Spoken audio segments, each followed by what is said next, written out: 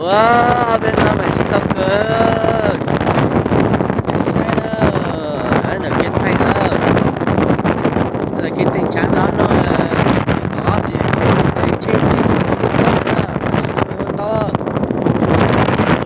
Như là có tàu kia. Đã kia thì được.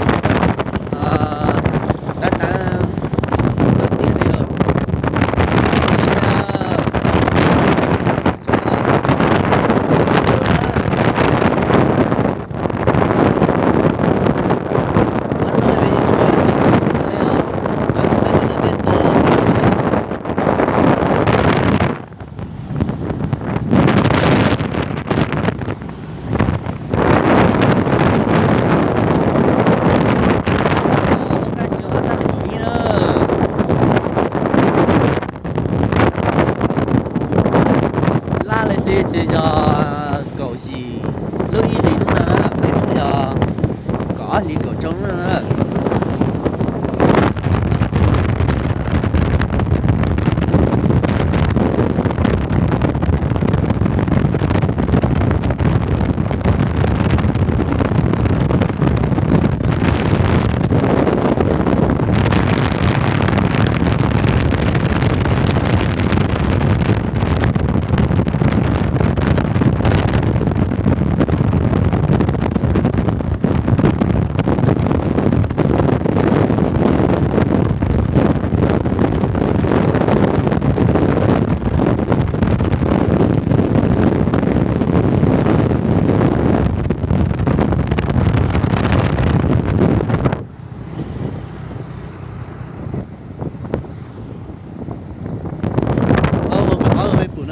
Nó ý lúc đó tăng lớn tiền ở đây là nó chỉ tăng kinh đồng cho cái xíu tăng này có ý rồi bây giờ nhân làm chỉ toàn nó cha nữa nhưng mà bây giờ nhân làm đây chả vì khó thì nó cha đó.